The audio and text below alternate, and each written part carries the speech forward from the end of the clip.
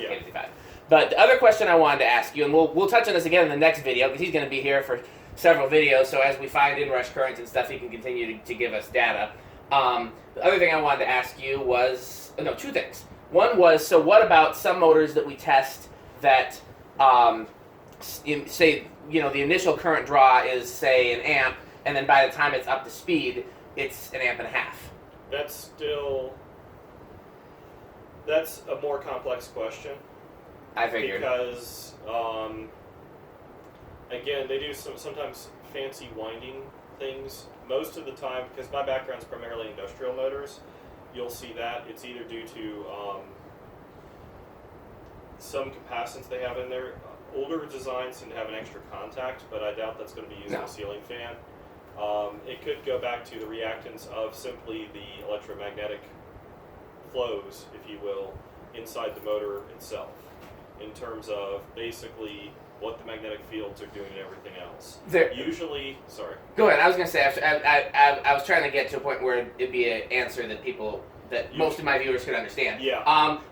There are some ceiling fans that seem to have no perceivable, whatever the word is, inrush current, and rather the current draw climbs as the motor gets up to speed. What would you call that? I can't think of a proper term for it, if you will. Mm-hmm. I would say that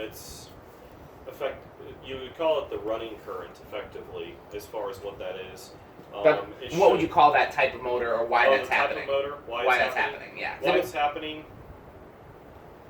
Why it's happening is probably due to effectively inefficiencies in motor design. It shouldn't go up over time. If it's realizing though that most of these motors, particularly if you're dealing with stuff from the 70s or before, the modeling is not very precise. No, and I found that mostly in early imported stuff. Yeah, it's the modeling is not very precise. It's probably due, actually, well, I'll bet you it's due, if it's particularly on imported stuff, like if it's Chinese, yes, it's due to low quality of steel. Because as you go on, there's what's called hysteresis, which is basically magnets have a bit of a, for lack of a better term, electromagnets have a bit of a memory. Look up hysteresis. You don't have a demagnetizer, do you? I do, but it's still in North Carolina. Okay, I need to borrow it when you get it. A real tape player. Basically, hysteresis is basically a magnetic memory, if you think about it that way. And over time, if your core is not very good in terms of the steel behind it, it will heat up and it will change the magnetic characteristics as it gets warmer. Magnets actually get weaker as they get warmer. Which is the same reason, by the way, we have some fans where they have a dead spot in the rotor. Yeah. Like if we have some fans that won't start on a certain position in the rotor. Yeah. That's the exact same thing that he's talking about. Yeah. And what happens with those cheaper imported fans is basically that the steel inside of them and the magnets inside of them becomes weaker because they either get warmer or they're not well designed in the first place. And so that's why they would draw more current over time. It would be interesting. The easiest way to check that would actually be if you could very accurately measure the core of the motor, because I'd be willing to bet you that the core and the actual metal on the motor, and this would take a relatively high dollar thermocouple, but I bet you would see that as your current draw goes up, the temperature also goes up in close correlation. Well, I would assume so. Okay, a last question I had, and then we got to move on to the next thing. Getting back to resonant frequencies. So I was hoping if you can find a quick and simple explanation of this. If not, then give the long, complicated one. So let's, again, using an example, you'll have a fan that hits, this one hit a resonant frequency at, 29 microfarads. Yes. So what I have found sometimes is I've had a fan that, let's say, hits a resonant frequency at 29 microfarads, and then I will test the capacity, the permanent split capacitor motor's capacitance. Yes, yeah. And that capacitor will have drifted. And then when I put the proper value capacitor in there, the resonant frequency goes away. Right. And that's basically due to, let's say, the easiest way to explain a resonant frequency is a tuning fork. Mm-hmm. Yeah, you know what a tuning fork is because you're a musician. Anybody who isn't familiar, it's the thing you might have seen in movies or even cartoons where somebody hits it and it goes dong, and then you hear a sound. Basically, tuning forks resonate at a very precise frequency, and that's basically, it's a reference, effectively, for musicians, everybody else. Piano tuners use them, and all. Your doctor might actually use it to see if you have certain conditions, too. They'll do that to, I can't remember exactly what for, but they'll do it. They're all too happy to do it on your knee or something like that. But basically, when you change, if you look up the equations for what's called an LC circuit or LC resonator. When you change one of the values in that, your overall impedance, your overall behavior of the oscillator changes. There's lots of equations for this. Most of them are relatively high-level algebra. So if that's not your forte, then don't worry about the details. But just know that they change, and they'll be affected. So if you change, it's by the same token, if you took that same capacitor and put it on a different motor, which has a different inductance, back to Henry's, you would not have the same resonant frequency. If you change the capacitor that's on the motor, you will not have the same resonant frequency because you change one of the three values really that determines that resonant. Which is another reason why we use the test rig, because if we find that we hit a resonant frequency really early, it's a sign that something is wrong. Right. And the thing that in theory, and this is all going back to if you had a row of identical fans and they were all manufactured with perfect tolerances. Because that happens. I know, this is all theoretical. Yeah. But you would find they all have the exact same resonant frequencies, whatever they are. And you have to also, now you just made me think of another question.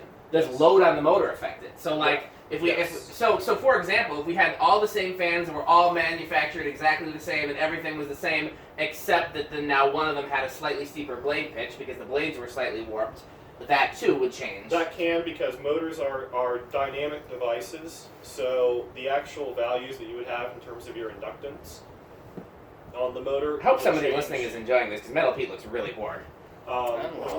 Your inductance would actually change, and so the resonant frequency could potentially change. How much we're talking, the magnitude, I can't really tell you. I don't know. I've not done the math behind it. There will be a change. Whether or not it's really perceivable or not is something I can't answer. It could probably be worked out.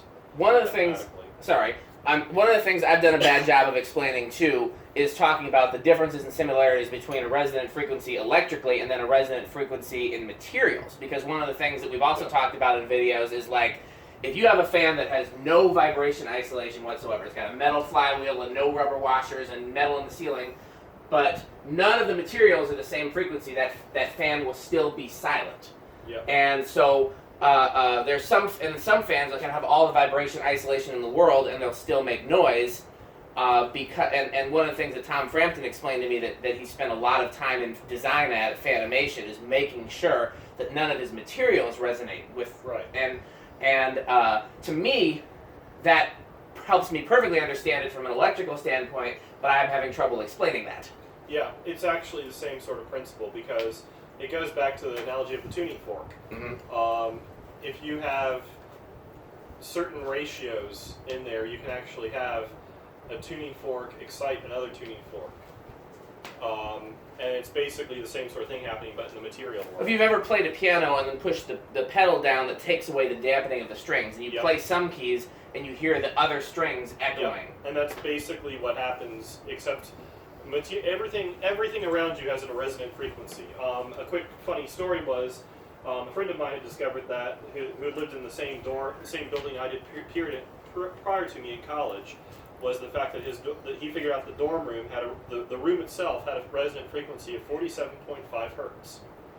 So I got bored one evening, and I decided to crank my. I had a tone generator program, and I started punch in 47.5 hertz.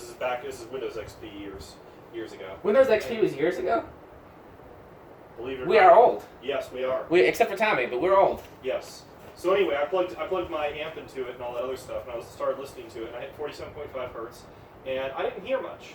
I was just actually cranked up, played with it.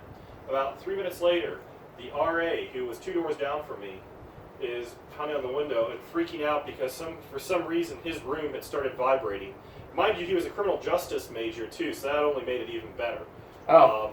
This is a criminal justice major means that you're going to be a cop. Right. So anyway, he was all freaked out by that and all, and I realized that it was actually 47.5 hertz. Resonant frequencies are interesting materials because what's exciting the resonant frequency, what's exciting one of the materials, is not necessarily an obvious source, because